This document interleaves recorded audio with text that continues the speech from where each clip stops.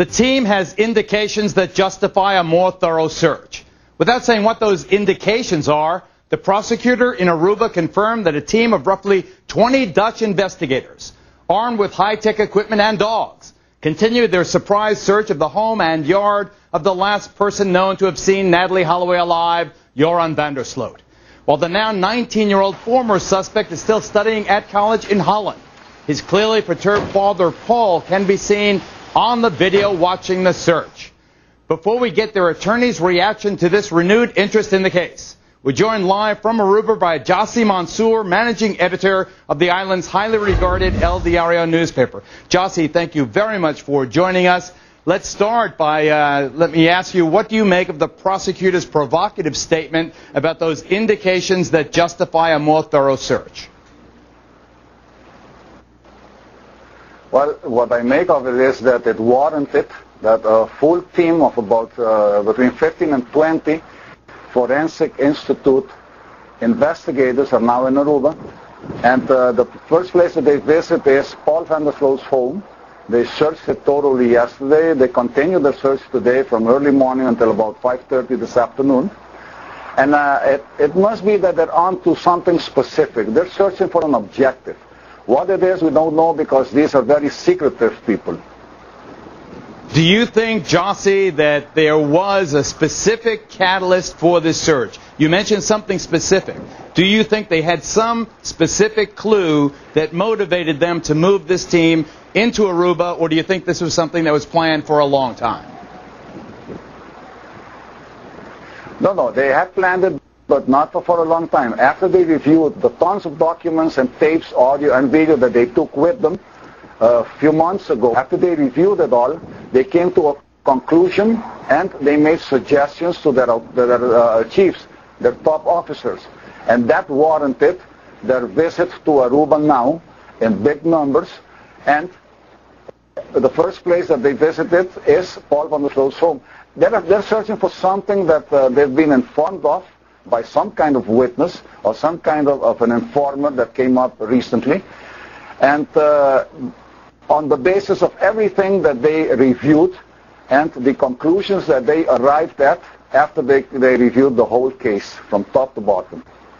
Jossi Mansour in Aruba, thank you very much. Ladies and gentlemen, before we talk live with Joran's lawyer and give our expert panel a crack at these new clues that Jossi was mentioning in the Holloway case, I want to flash to Iraq, where as the second anniversary approaches of the Alabama teen's disappearance, the last person known to have seen her alive, Joran van der Sloot, has just published a book in Holland called The Case of Natalie Holloway, which some Dutch critics assert should be placed in the fiction section of the local bookstore. Let's ask Joran's crack attorney, Joe Tacopina, if he thinks there is any connection between the book's publication this week and that surprise search of Joran's home still going on as we speak in Aruba. Joe joins us tonight from Hartford, Connecticut. So, hey, pal, what do you think? Hey, buddy. More of the same, Geraldo. You know, we've been down this road before in this case. You know, they've excavated, they've done searches, they've done land digs, they've drained reservoirs and whatnot. And look, they should do everything they can do to try and get some answers for this family. But, you know, 2 years after the fact, they're still focused on Joran van der Sloot. And look, for good reason initially, without question, but they let a lot of leads go, Geraldo. And there's not a stitch of evidence against this kid. Natalie Holloway was never at this house. But look, let them do what they need to do. I suspect, and the people I've spoken to in Aruba, Geraldo, have said this, that the Aruban authorities want to close this case against Joran once and for all. Their initial search of the property was done by a few police officers initially and then some additional police officers, but it was limited in scope.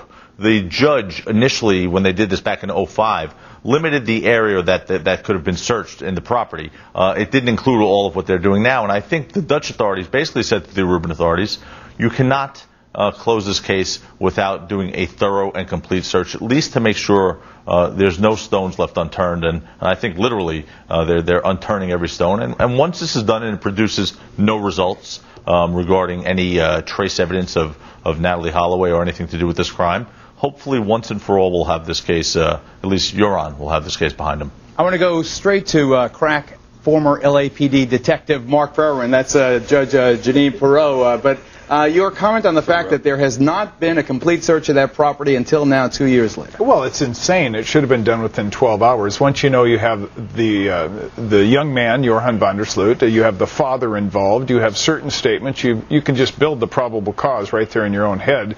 It's very easy, and they can't account for certain things. They won't talk about certain things. You get a search warrant for the vehicle, the entire premises. The limited search that was allowed there, that's silly. And if Paul van der Sloot is so innocent, just give a permissive search. Well, he did. Wait, Mark. Go ahead, Joe. Go ahead. He did. Yeah. He did, Mark. He did. They agreed. I mean, obviously they had a warrant, but the van der Sloots didn't get in their way. So what do you mean a permissive search? They let them permissive do search whatever was they want them to do. if you want to dig up the flower beds, go ahead. If you want to dig up the grounds, they didn't go stop ahead. them. No. Paul never stopped them. They never asked. done. I mean, what was Paul supposed to go volunteer to people? Joe, in why fairness, don't you guys go look in the? It was not done, Judge Janine Perot. Yeah, Joe, look, the bottom line is that, at this point, there's no problem with his saying, okay, I consent to a search. That's what Mark meant by permissive search. But why do we wait until 2 years and then say, oh, it's okay to go in and check out the yard now? I don't disagree with you, Janine, but why is that on the van der Sloots? I mean, what did they do to deserve this? I mean, I don't know what requests were made to them, and I don't know what police had for that probable cause search warrant. That's the problem. Famed forensic pathologist Michael Button, what are they looking for? Yeah, well, they're looking for evidence they should have looked for 2 years ago, and I think they knew the right things to do. Remember, they immediately arrested 2 innocent black guys, took them into custody, took their clothes off, checked them for scratches that can occur in a fight, took their car, examined the car.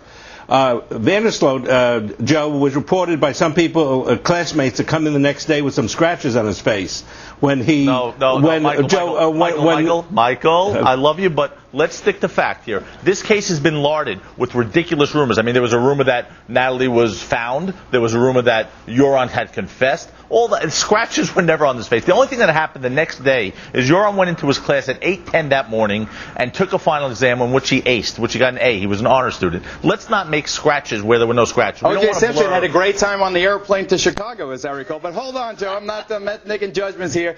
Crack defense attorney Mark Garagos out in L.A. and Hollywood. Do you believe Joe's spin that this is great because it'll put everything to rest?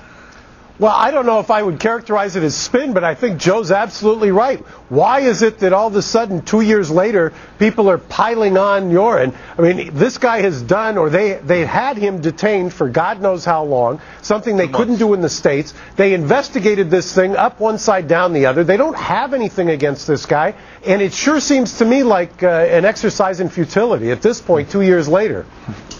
You think that's futility? Is that I think that we're missing a point here. The police don't just chase clues to inculpate somebody. They actually will try to exonerate so they can move forward to the right suspect. Mark. They're not out there trying to. Yeah, let me tell you, Mark, what they're doing. What they're doing right now is they've got 2 years to declare that he's no longer a suspect. The statute of limitations is running. They don't want to look like fools and say we didn't do our job. That's now right. they can say we did our job. If you would all stand by, we will analyze. They don't want to look like fools. They certainly missed the opportunity to. Okay, we'll be right back with analyze the legal travails of Richard Gere and Bill Spector. And coming up, Miss America bust.